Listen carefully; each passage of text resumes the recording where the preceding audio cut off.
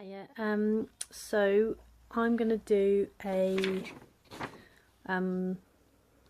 for and against list, I think. I realised that the crisps I ate were probably as a result of me realising that I didn't have, I sort of thought to myself, yeah, I've got loads of time left in the morning, but realistically I need to do some washing up and such, and need to put some washing on, and so need to get dressed, and so I always need to get dressed, but you know, I've got to go and have my shower, get myself ready for the day.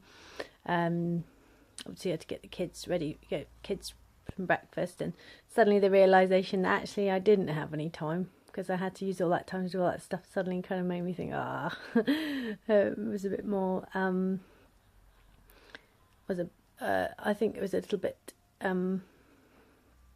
tough in my head, I think, because again, that's the bit where you think you've got some time and you don't. It's almost worse. It's always almost better to not have any time than think you've got some and then you don't.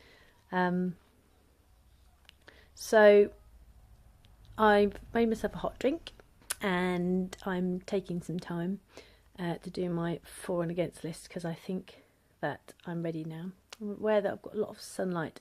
I might just shut the curtain temporarily. Give me a second. Okay, I'm ready. Little scrawl on my wall behind me. It's my son when he was little.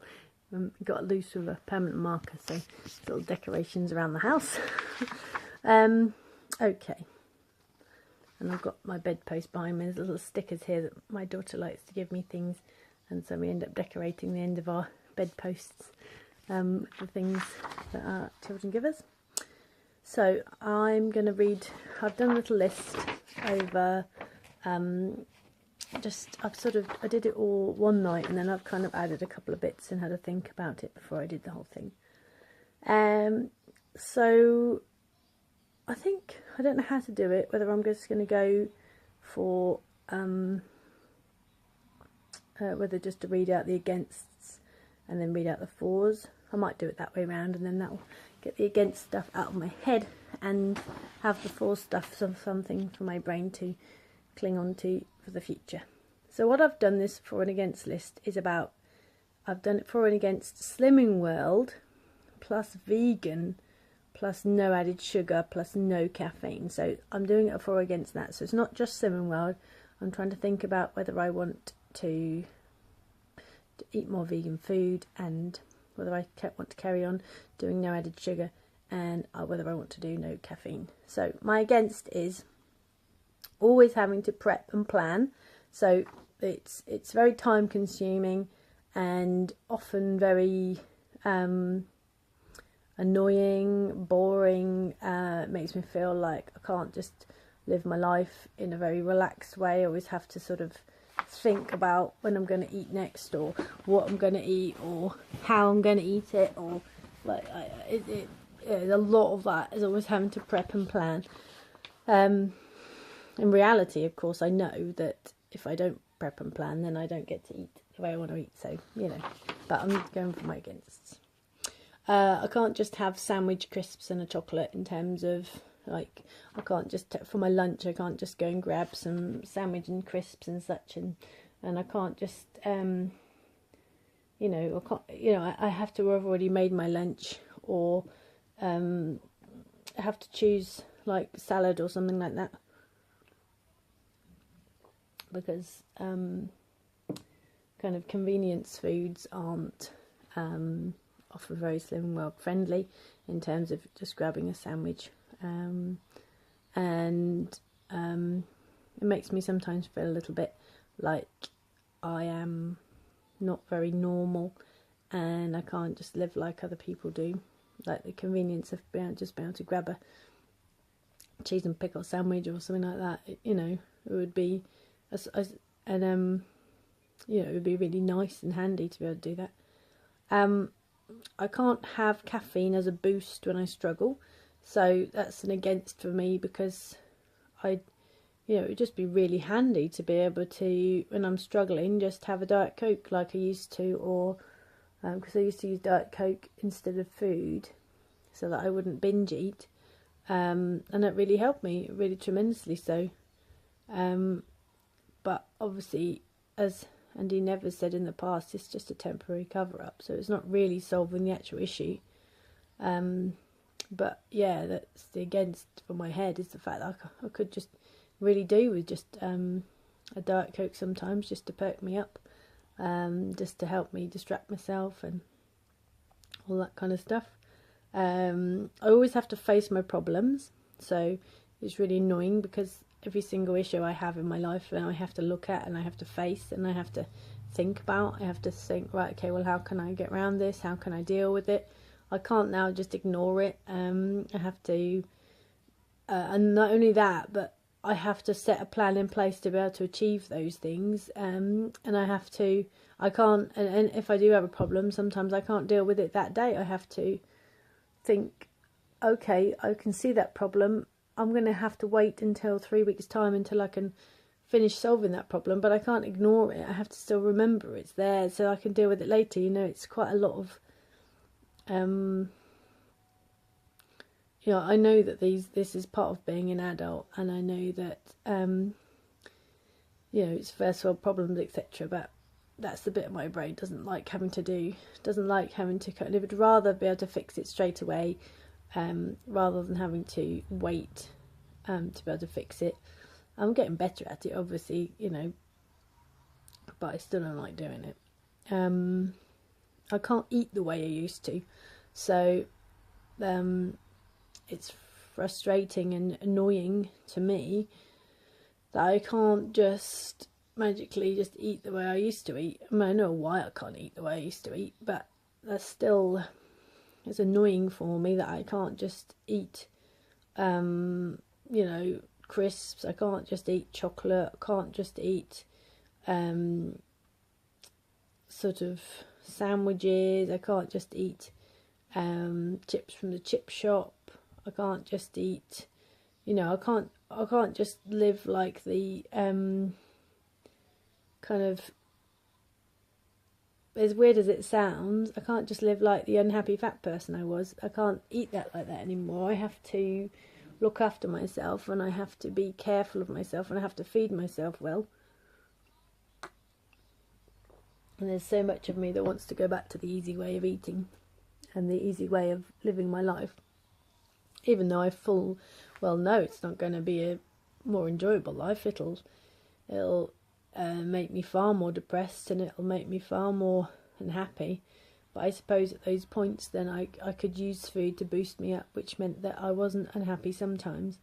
I do tremendously miss that kind of depression interspersed with real kind of relief. When I used to eat, it was just the relief of having eaten, cream cakes, and I don't suppose you remember those kind of like, I think they're called vanilla slices, where it would be like a layer of pastry at the top, like a thick, almost like a crunchy pastry, but kind of toothsome. And then inside there would just be like a total big old fat layer of cream, and then underneath it would be like another pastry layer, and on the very top would be an icing, like some icing, and then like a drizzle of chocolate sauce or something like that.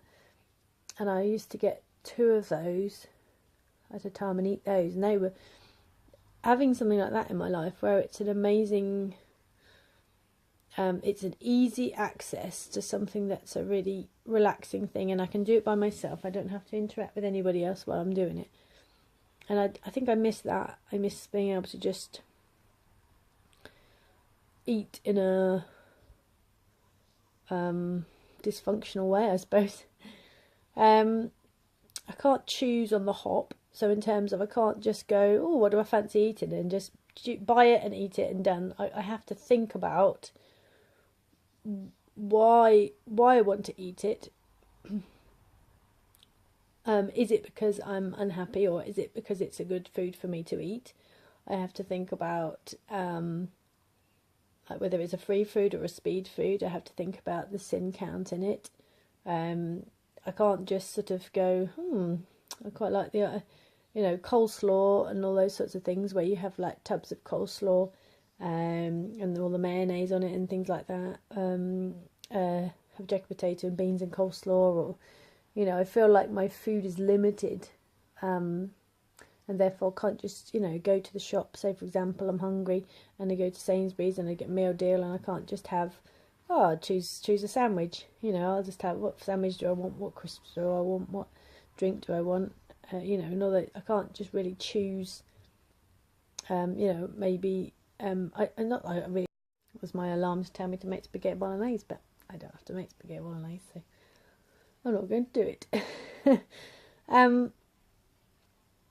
Yeah, so I can't just choose on the hop.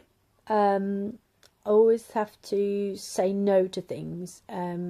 Biscuits, crisps, sweets, quiche, ice cream,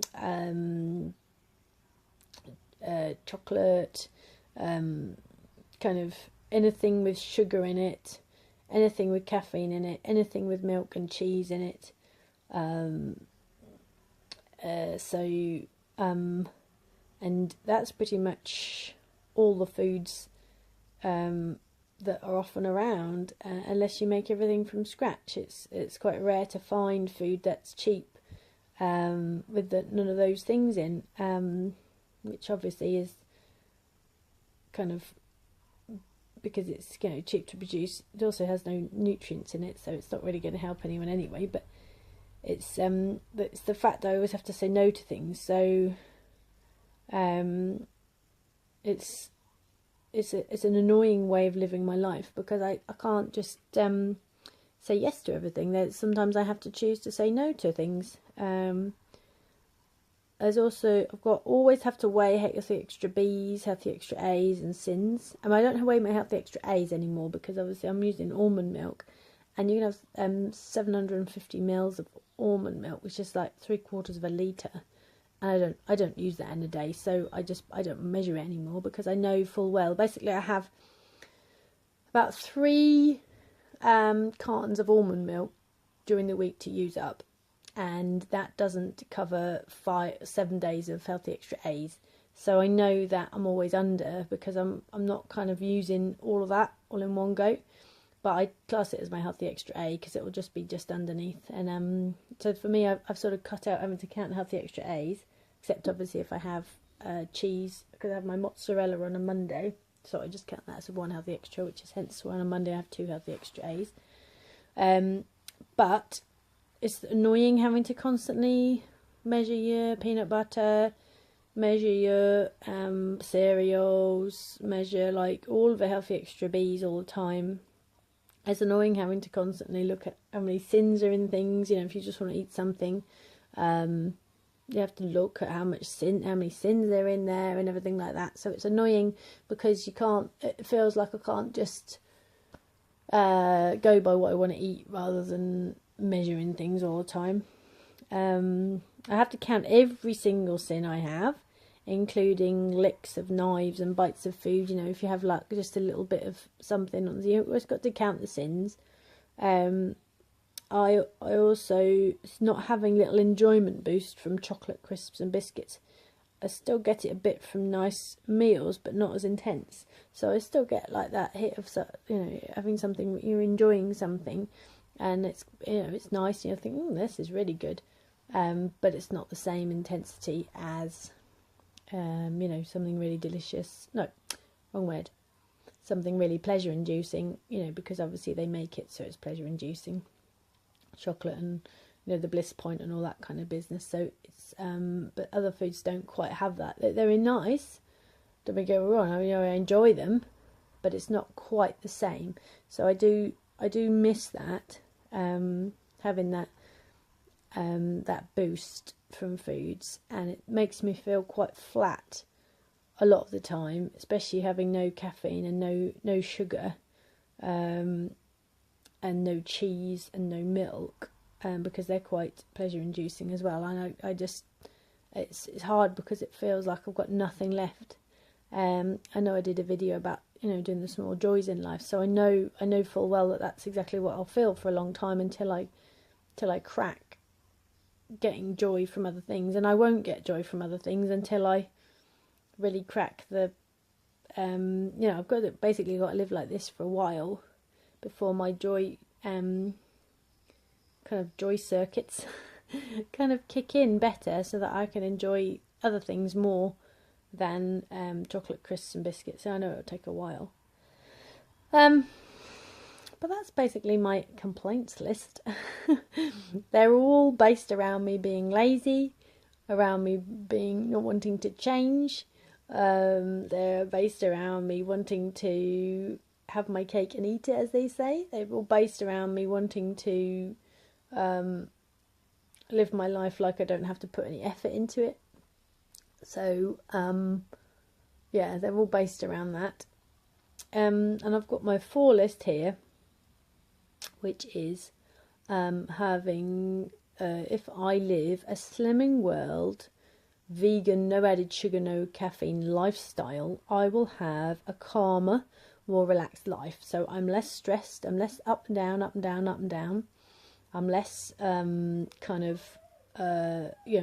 with the sugar and such, the boosts produced are up and down and up and down. So I'm far calmer, far more relaxed, far more positive, far less negative, far less depressed. It's a lot smoother, although it's not as up and downy in terms of you get the excitements and the lows. It's a far more calmer life to live. I've got a lot less cravings, so yeah, I've been having quite a lot of cravings this week, and I'm pretty sure it's down to the fact that I popped down the bottom of my target, the extra pressure of feeling like I need to produce weight loss, which I haven't felt in such a long time. I haven't felt like I needed to lose weight for a really, really long time. So I hit target in March, and I've basically been the same. And all I've been doing is maintaining. So all I've been focusing on is sticking to plan. And so I hadn't been thinking about losing weight for a really long time. And I think this week has been tough because there's a bit of my brain wants to think about losing weight, and I am such a stubborn mule. Like, if I tell myself to do something, I am terrible. I can work on obligation, and I can work on kind of, feelings of responsibility. But if I just tell myself I have to do something, I don't listen to myself at all. So I think that's had a quite impact on my psyche this week. Food is regular, and I know what I'm having. So I appreciate the fact that I know during the week that I've got a lunch that I've made already that's there waiting for me. I don't even have to leave my place of work. I can just literally put it in the microwave and it's done, and I can eat it. And I know what I'm having at the end of the day. I know what I'm making. Yes, it's a lot of work to make it, but because I've been making it for so long, I've got better and better and better at it. I've got more efficient at it. And I know I tweak it each week, as we try slightly different tweaks to it. But we basically have the same sort of meal plan each week. And it's great because I know I come back, all I've got to do is basically feed the kids and make this meal that I know how to make. I've cracked the recipe down. I don't have to go back and go, what am I going to make? I don't have to do that anymore. So I'm grateful for that. And the only reason that's happened is because I've been following what I've been following.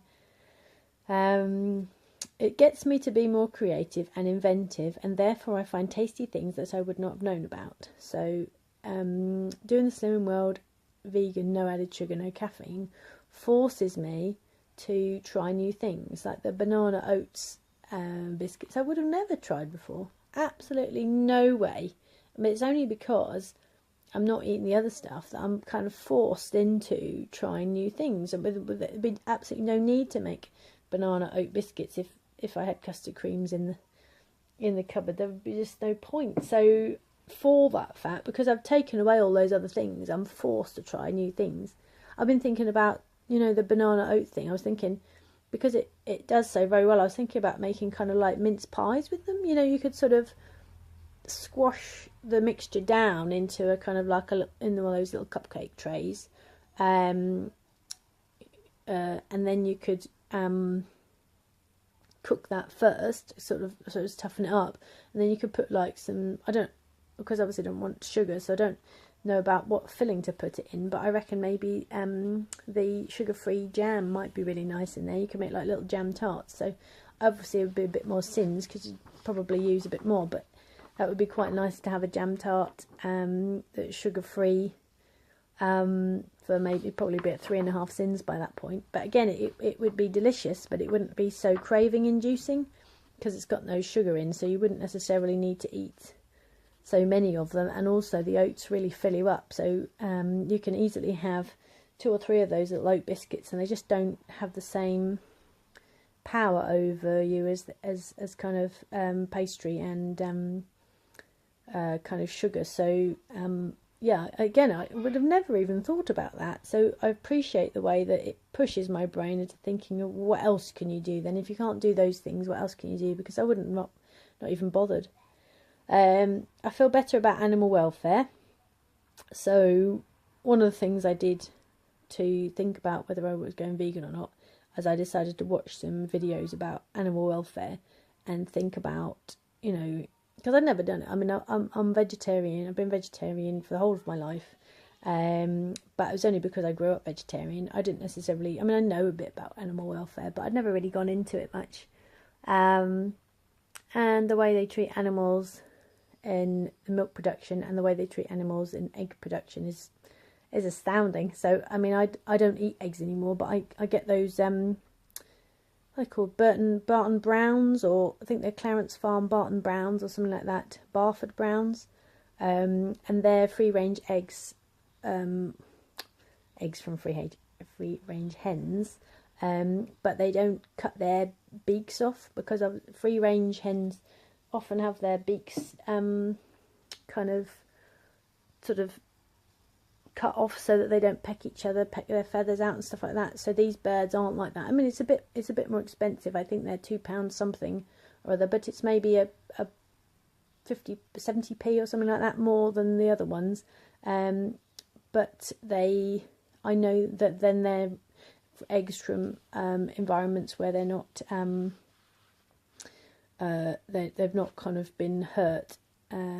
And so, and obviously milk, you know, the whole having to kill the calves and such and all that kind of stuff. I'd never really, you know, looked at all that. I knew it was there, but I just thought, no, look, come on, I mean, I don't really like eggs anyway. I don't really like, you know, I'm not that fussed on milk. I mean, I do like cheese, that's why I still eat my mozzarella, and I'm still thinking of ways that I can sort of push past that final cheese, you know, milk dairy usage, but I feel more comfortable. I think I'd feel much more comfortable living a life where I wasn't eating any of those things, because it's not that much of a push from vegetarianism to vegan. It's hardly anything really. So I am comfortable that I've made that decision, and I'm happy, and you know, with that decision. And I far prefer almond milk now than I do milk. I don't. There was one time I kind of used a bit of milk in my coffee because there wasn't any almond milk, and I was just like, no, this is not good. Almond milk works really well in coffee because it's kind of nutty taste anyway, almond milk, so it works really well with coffee. So I feel like it's a good choice for me to make. I've got here, it gives me an opportunity to learn new ways to gain joy in my life. So because I take away all of those food related boosts, I can then learn new ways to have joy in my life, and if they're there still, I won't be able to really figure out what I find joyful, and I won't be able to get joy from them properly. I need to take away the biscuits and the crisps and the sweets, and I need to take away the chocolate. I need to take away the pastry and the white flour. I need to take all of those things away, because then it will allow my brain to get joy from life instead of food. I mean, obviously I enjoy food still, you know, it's tasty and it's nice, but it's just that the intensity of the joy, the kind of chemical joy, if that's the case, that will allow me then to get joy in other ways. I've got here, helps my children have a good sense of healthy eating. So it's, I mean, it's not selfish enough really, and it should really have a list of for and against that are pretty selfish, but it's a sense of obligation that I live a slim and well, vegan, no added sugar, no caffeine lifestyle, because if I can provide my children a good role model whereby you can live a life that's healthy, and you're strong, and you do exercise, and you you don't eat over your problems, you don't if you've got a problem, you deal with it, you look at it, and to help them see somebody who gets joy from life that isn't just from food. I would feel very honoured that I could be a role model for my children if I managed to crack this. So that's one of those things that sort of pushes me to make sure that when I go off the tracks and I get caught up in all of the things that are against, which is me being lazy and I can't be bothered, and I don't want to do it anymore, and I just want to go back to when life was easier, when I didn't have to look at my problems in my life and all that kind of stuff.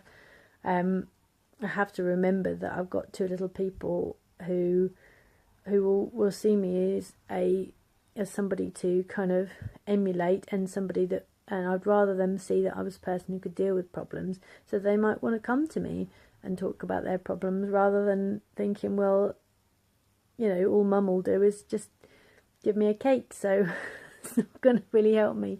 So I think I'm sure there's probably more fors and more against that I could think of, and I will probably keep my piece of paper here. I'll put it back up on the fridge, and I will, as I think of them, and I will just add to them really, because it's always often those little nuanced bits of for and against that catch you out. I think there's bits where you think you think you might you think you might have it sorted, and those little tiny bits catch you out. You think, no, I've got this, I know exactly what I'm doing, I just keep doing the same thing, and a little issue rears its head and you're not ready for it and it catches you out. So I think I'm going to keep this list up on the fridge, just keep adding to it. I've spoken for ages now, so I don't know whether I might upload this as a separate little unit, as a for and against, and then do my meal stuff as a separate video, because otherwise it's going to about an hour long upload of what I eat. So I'll probably do this as a separate video. Okay then, guys. Well, the obvious question is, what are your fors and against? And I think the against sometimes are hard, because they're a admittance that we're maybe not as happy on the plan as we think we are. But I think they're really, really, really, really important againsts, because they allow you to see where your possible trip ups are. And I think it's easier to say things that are positive, and it's a lot more kind of acceptable. But I think saying things that are negative about the plan, but still finding a way to carry on doing it, is incredibly important, because I think there's so many excuses why we don't want to carry on doing the plan. But the trouble is this plan is so flexible that anyone can do it according to the lifestyle that they want to lead, because it doesn't actually say you can't eat anything. So there's almost no excuses. And so therefore I think that's why the against is really important, because it really shows up your own excuses as to what you feel that you can't do it for. I certainly find that for myself. I mean, writing down all my againsts is just my against is I can't be bothered. I'm too lazy and I don't want to have to do any work for it. So I think we can safely see my excuses there. There's a lot are very clear. But yeah, I'll be fascinated to know some, response to all that business. Okay, guys, lots of love to you all. Thanks as always, for being there for me. It's incredibly helpful, and I will see you later. Bye.